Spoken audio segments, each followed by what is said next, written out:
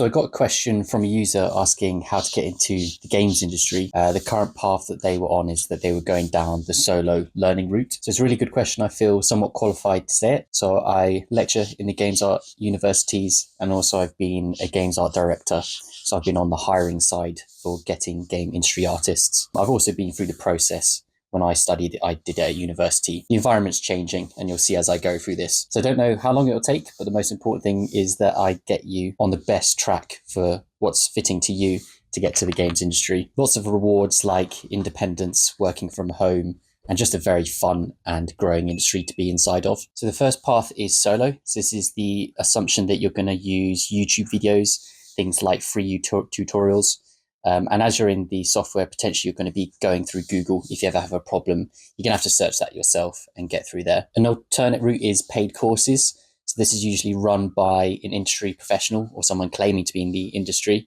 And it comes in a set of videos usually. And you work through these videos, hopefully to get to a desired route or a desired goal, learning along the process so that you can get the skills in order to make a good portfolio and get into industry. Universities, a similar structure to paid, only this time instead of watching videos, you'll be actually attending physical lectures, and you'll also be getting taught by physical lecturers. That's in case COVID isn't running and it's all set to be online, which is very similar to paid courses. So we'll go through all the advantages and disadvantages of all of these. I find it important to state right at the start that to get a games art role, we really focus on the portfolio. For example, from an art director's perspective, I care and I can see the skills that you have through my experience. I don't need a degree or a piece of paper to tell me that you have those skills. So degrees are important for, say, for example, games design, where you need to prove that you can work in teams or you understand programming knowledge. These can be useful. But for an arts degree, it's very visual. So it's all based on the portfolio. This should be your main outcome. So if you're solo learning, it's going to require a really high degree of tenacity and also conviction. So whenever you hit a problem, you're going to have to solve it by yourself, being kind of like a lone wolf learner. When you do hit those problems, the solution is always going to lead back to Google and YouTube. And that can be sometimes quite frustrating. There are sort of membership platforms that you can go to ask for help. For example, we provide that at 3D Mutiny, so you can join the Discords there. But being a solo learner is definitely not for the faint-hearted, especially if your outcome is sticking to it and becoming a games artist. Paid courses require a little less conviction. Ideally, you'll have a content leader who's sort of guiding you through that process. Also, you have other members who are a little bit more committed. They've ideally paid something to be part of a membership group. So there's a less of a chance that you're going to fall off the side and not finally get to your portfolio standard. University is a similar setup, only this time everyone's physical. So the people around you might be in a computer next to you. Some people like this. It's a higher degree of motivation. You'll also have things like deadlines. And also you've probably paid for the entire course, which can be quite expensive. Some people like this, and it means it's the level of conviction that they know that they have to stick it out and get towards the end.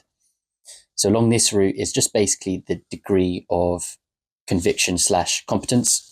So for example, if you think that you could really stick to it personally, you'd go solo. If you want a bit more hand holding or Jesus take the wheel style, I'd go for like a university degree. A nice medium in between that is paid courses. It has the same attributes, only this time you don't physically see the person. But then again, you get a more selection of people. So between these two, it's a bit of a way up. Now with university, especially in England, for a year's worth, it's about 900 grand in pounds above. So for a 3-year course, the time it takes about 3 years, and this can't be quicker. Basically from 1 to 3 is your cap. So if you're doing very well, you can't sort of extend this or boost this timeline. You're stuck to it. So it's hard capped at 3 years. Each year you'll have to pay for, so that's about 27 grand's worth in pounds. In dollars, it's about 33k. So a very expensive process. But as I said, some people actually enjoy this. And you might be in the situation that you don't have this kind of money and you have to take out a debt.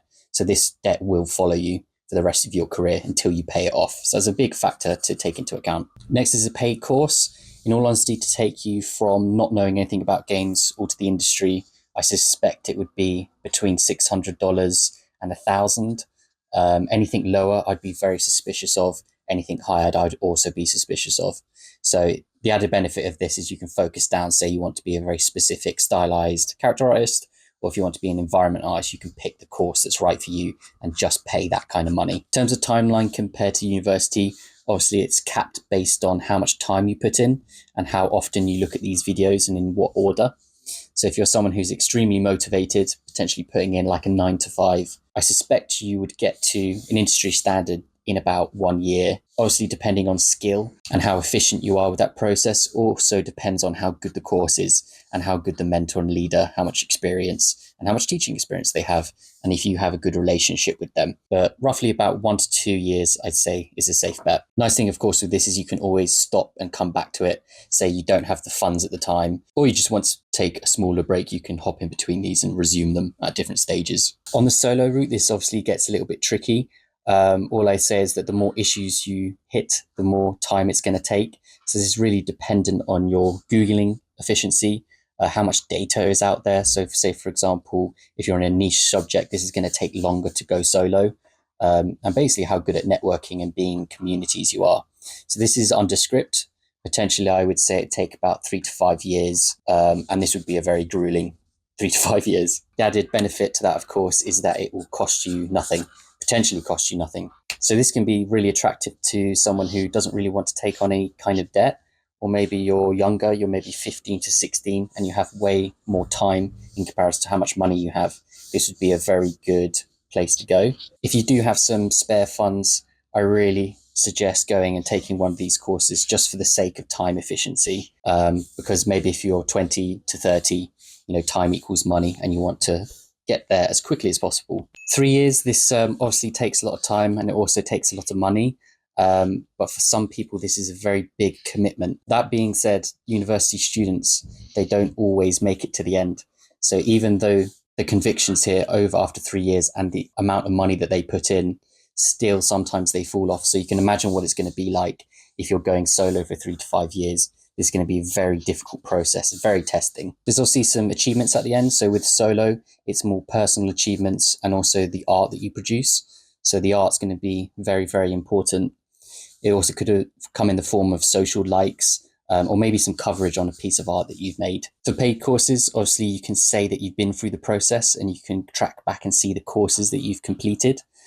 Sometimes they like to give you little accreditations. So say, for example, XYZ award. Honestly, these awards are bullshit. Very similar to the degrees in most respects for game art. Again, you'll get the personal achievements for going through this and also the community backing to say that you've gone through. University's the same, only on a larger degree. So no pun intended. So obviously you'll get a degree. Again, this is more vocational. So if you're a doctor, people need to know that you can do certain things and you've got an accreditation, or if you're an accountant, games art, it's not that important. How we know that you can do things is by the art that you produce, and a director can see that. So the degree is honestly worthless to an employer. What we really care about is what you come out on the end, which is your portfolio. You could also receive some kind of award from the university. Maybe you came in first place, or you went to some trade show and achieved something. So those are all the sort of achievements you can get out of these. In all honesty, these are all equal because at the end of the day, you just come out with a very specified portfolio, and that's the most important thing. All the rest is just semantics, and you'll forget years down the line when you're in the industry. So with all these, there's a lot of risks that can happen along the way. I think the biggest factor when you're solo learning is that you just literally give up because it's very difficult. So when you first start out, it's easy to assume that you're going to make it towards the end. But as soon as you start to hit problems, they become frustrating. You might lose interest, and something else might be a little bit more interesting, maybe another course. It's very easy to deviate from your path and your goal. With the paid structures, obviously you go through video by video. Again, there's still an element of yourself having to actually watch these videos and also interact with communities and complete projects. Hopefully, if the course lead is good, they're going to chase you up and make sure you actually complete that. But there could be the case that the course lead is not that good. They only care about the money that's given for the course.